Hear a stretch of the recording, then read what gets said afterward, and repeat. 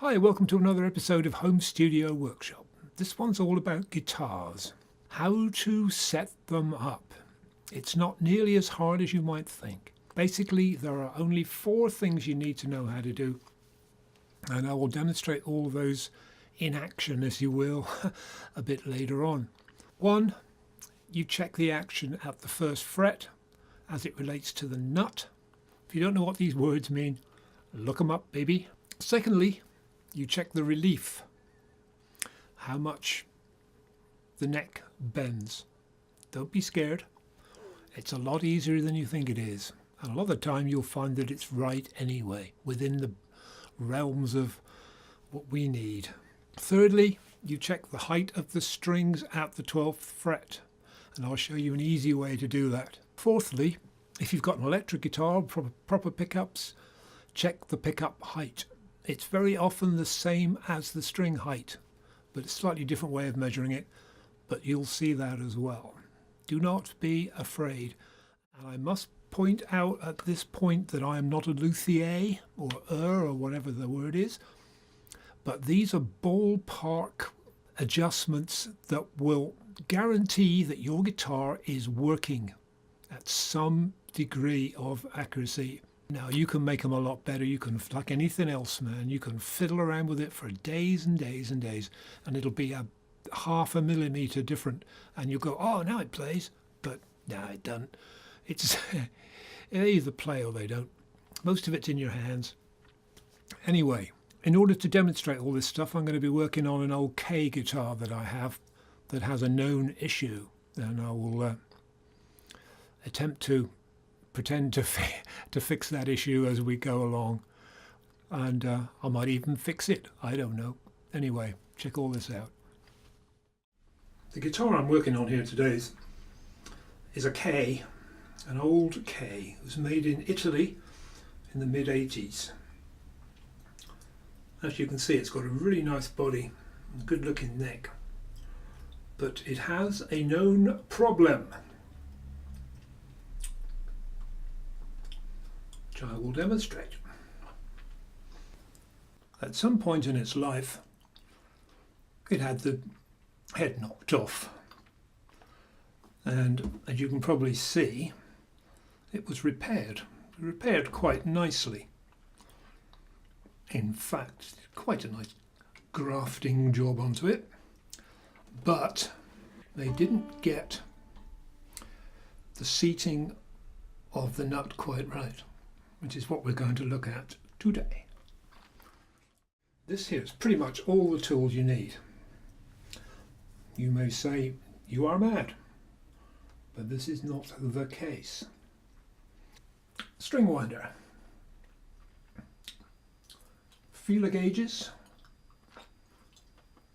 a tuner, a capo, and a pair of cutters. Down here we have a quarter and a medium, heavy and light pick. The medium, heavy and light picks can be used to measure string height very, very well. Okay, most of these things are obviously self-explanatory and don't need to waffle on about how to use a capo. But 2 things do, first of which is the feeler gauges. Now, these are useful for 2 parts of our work here. They're useful for measuring the height at the 1st fret, and they're useful for measuring relief. That's what they're good at. These measurements are going to be in millimeters. Be very afraid of getting confused between millimeters, fractions of an inch, decimal inches, etc., etc. when you learn stuff off the internet. It's a bit of a nightmare. Anyway, I'll put a chart up. The 1st fret measurement is pretty standard around a lot of guitars. Look it up on the internet, you will find what you need.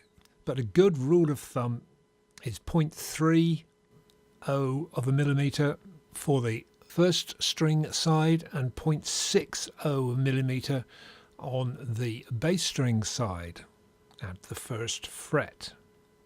Obviously this relates to the string thickness. If you've got a big thick old string on the 6th string, like a 55 or 6 or something like that, then you're going to need a little bit more clearance, otherwise it will buzz. Also, if you've got a very thin string, if you're playing a 9 on an acoustic guitar, which I would not think was a good idea, but up to you. If you were doing that, then you can get away with a bit less. The same thing applies to the relief measurement.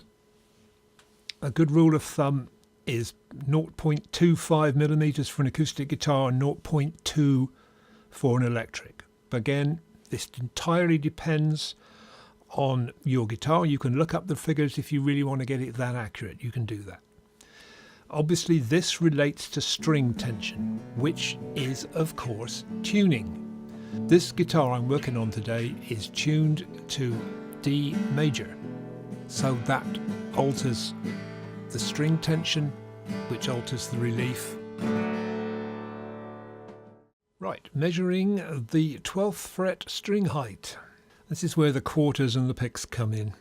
A quarter is about a 1/16 of an inch, a 1.6 millimeter, something like that, close enough.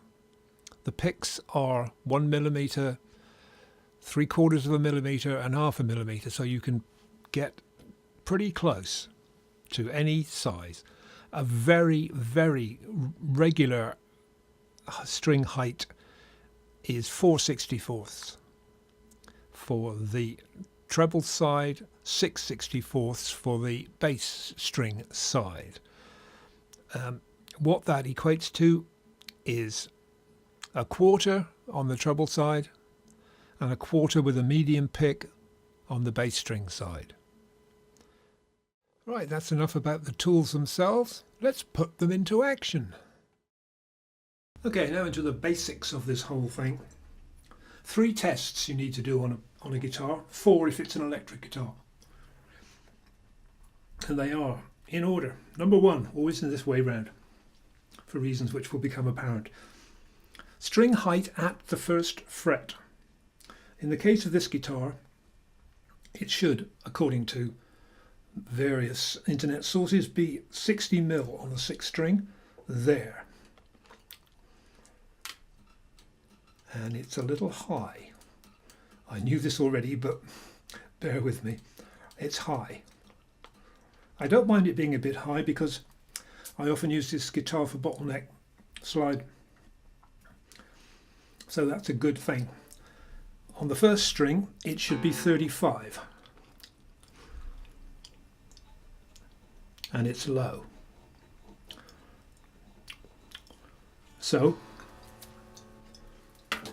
we have a guitar that is too high, where the 1st fret from the nut is too high on the bass side and too low on that side.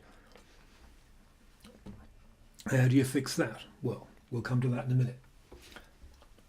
Number 2 in this round of pleasure is checking the relief. What you do is you put a capo right on top of the 1st fret.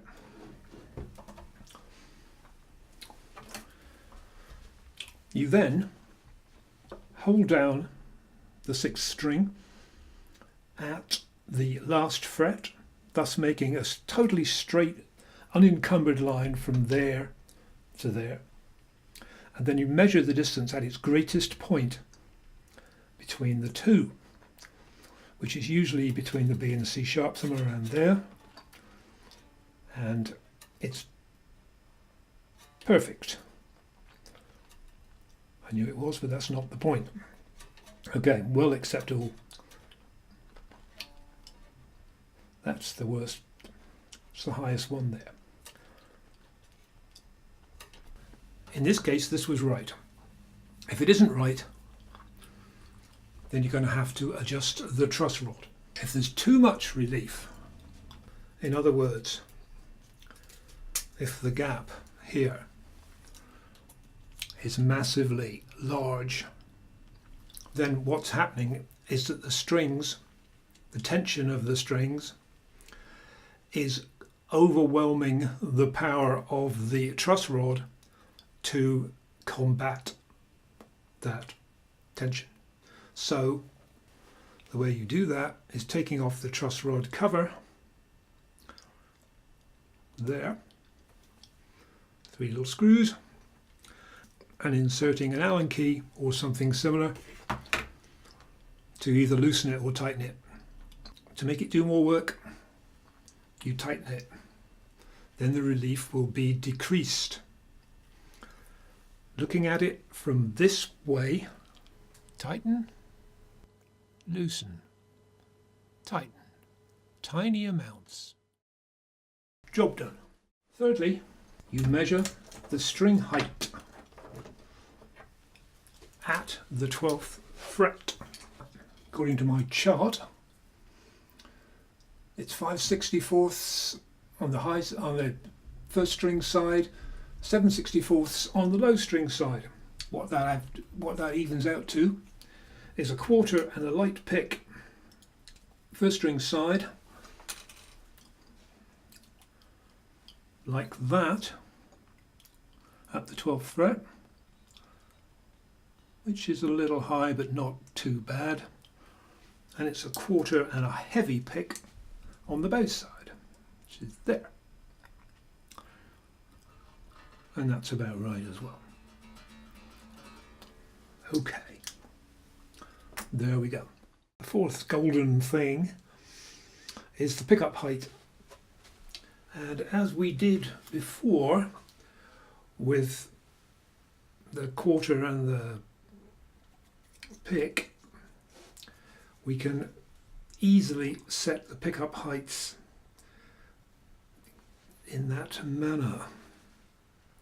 Hold down the string, the 6th string in this case, hold it down at the last fret and measure the distance between the string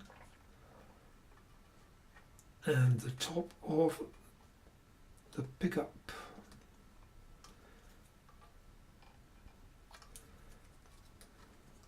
And that should be, in this case, should be a quarter and a medium pick. I know from experience. It's a little low, in fact. The other side should just be a quarter. Get a suitable screwdriver and lower the pickup.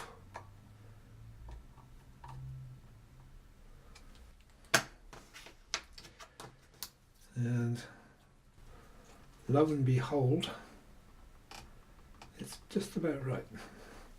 That's that. Always remember to hold down the string at the last fret. So we have found the problem for today. So now I'm going to remove the strings and have a look at this here nut.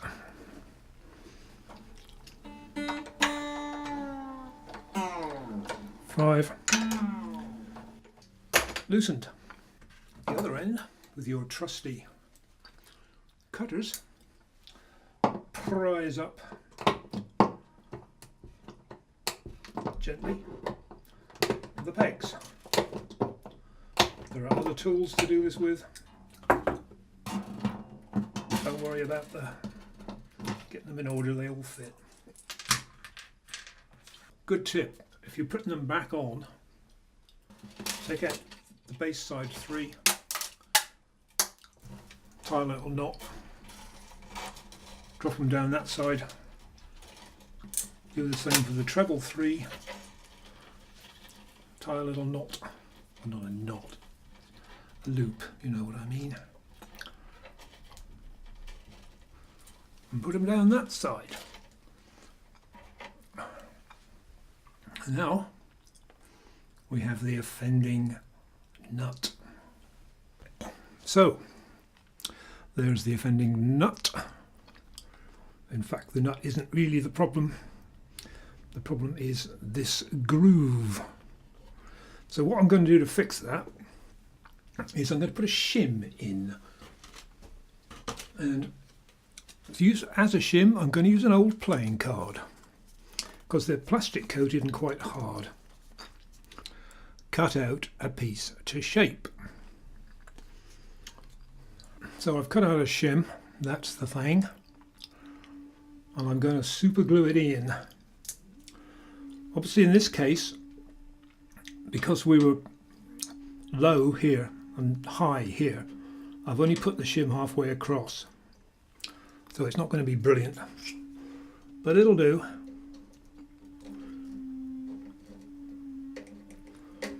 A few dabs of super glue.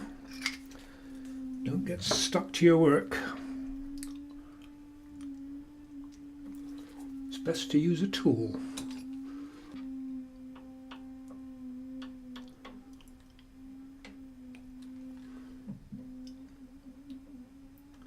That'll do that. Okay, we'll leave that to dry.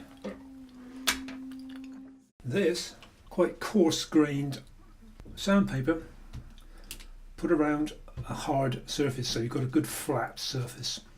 And what I'm going to do is I'm going to sand away some of the bottom of the highs of the bass string side of the nut, so we can lower that a little. And you just do it like that. You do it a lot. It takes a long time, it is not easy. That's the kind of thing you see there. Already some of the materials come away. Now it's important to remember that when we checked the string height, if the string height was too high, you'd want to be taking off the saddle and reducing the saddle height at in exactly the same way. Again, it takes a long time. It's very slow work and boring, but it can be done. And also it's worth remembering, whereas there are grooves, I don't know if you can see that or not, probably not, but as you know, there are grooves in the nut. There should not be grooves in the saddle. The saddle should be smooth. If there are grooves, they've worn in. So it's time to get yourself a new saddle. They're really cheap. They get them for like pence. And you have to wear them down to get them the right size. Generally speaking, not in this case because we're doing a specialized thing, but generally what you do is you hold whatever it is, the saddle or the nut, flat on the sandpaper and wear away at it like that, and then spin it round, do it that way around a little bit so you get level, and on like that.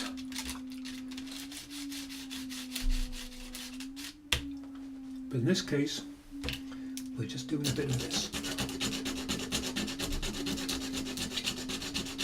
I'll come back. Okay, strings are back on. Get our feeler gauge. 35 and 60, I believe it was. I will check again. And that's a little better. It still isn't perfect, but as I said, I don't mind it being a little high because I use it for a specific purpose, and that is much better on that side. It's raised up considerably and it'll sink down a little as everything compresses, but it's much closer to what it should be. So that is good. So that is done. Does that sound nice?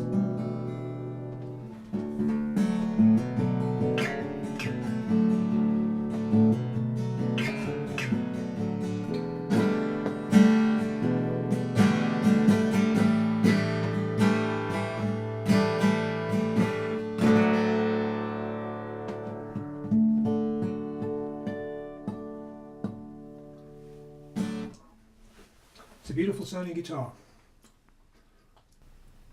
for no apparent reason. and it's been saved. Just a couple of things to tidy up, quite literally. In fact, we finished doing all that. Cleaning of the guitar. Never, under any circumstance, use pledge or any kind of furniture polish. Do not do it.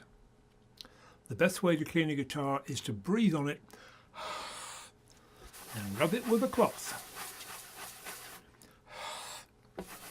Simple like that. Same with the neck. Like that. Speaking of the neck, every time you change your strings, get some lemon oil. Dunlop make a good one called Dunlop 65, I believe it's called. Dab it onto the frets, wipe it away straight away. If you do that every time you change the strings, you'll have a happy and beautiful neck, which will give you years of service. Well, that was a lot of work and quite a long episode. So have a break and get ready for the next one. Always remember, when you're tuning a guitar, tune up. Don't tune down, tune up. It's called tuning up for a reason. Bring the strings up to tension. That's my last word. See ya.